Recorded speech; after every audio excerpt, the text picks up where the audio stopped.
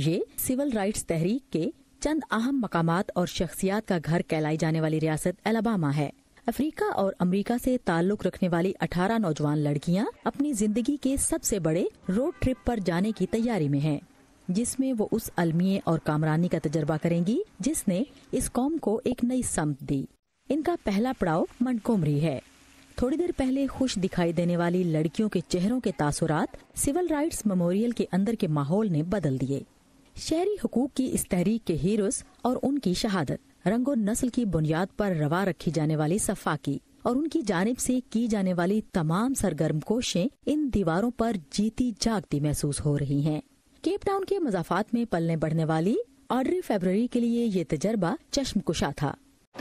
آزادی کے لیے جدوجہد کرنے والے لوگ بہت بہادر تھے۔ ان کی کوشش نے میرے دل کو چھو لیا ہے، کیونکہ جو کچھ یہاں ہوا جنوبی افریقہ میں بھی ہوا۔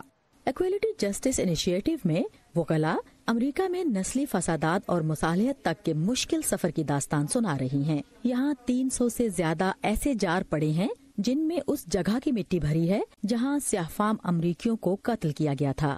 اگلی منزل سیلما شہر ہے، جس کے نام پر امریکہ کی شہری حقوق کی کہانی کا ٹھپا ہمیشہ رہے گا۔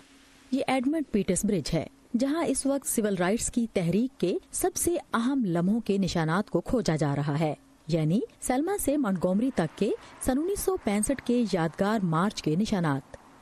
یہ پل اس خونی اتوار کی یاد دلاتا ہے جب شہری حقوق کے سرگرم کارکنوں پر ووٹ کے حق کے لیے منعقد کیے جانے والے سیلما سے منٹگومری تک کے مارچ کے دوران مقامی پولیس نے مہلک تشدد کیا تھا۔ میں سمجھ سکتی ہوں، کیونکہ جنوبی افریقہ میں نسلی عصبیت کا خاتمہ 1994 میں ہوا ہے اور یہاں تک پہنچنے میں ہمیں ایک طویل سفر کرنا پڑا اور لوگ فوری تبدیلی کی توقع کرتے ہیں۔ آپ سیلما ہی کو دیکھ لیں، یہاں اب بھی اپنی مرضی کی سوسائٹی بنانے کی کوشش کی جا رہی ہے۔ یہ لڑکیاں یہاں غلامی کے دور کی تذلیل کو محسوس کرنے کا تجربہ کر رہی ہیں۔ اب تم میں سے کوئی بھی میری نظروں میں نظریں ڈال کر نہیں دیکھے گا۔ تم میرے برابر نہیں ہو، اور اگر میں نے کسی کو اپنی طرف دیکھتا پایا تو اسے یہاں سے باہر پھینک دیا جائے گا۔ میری طرف مت دیکھو، ابھی اور اسی وقت اپنی نگاہیں نیچے کرو۔ اس سفر کا ہر لمحہ تاریخ نہیں۔ یہاں لڑکیاں شہری حقوق کی سرگرم اراکین کے ساتھ مل کر گیت بھی گا رہی ہیں۔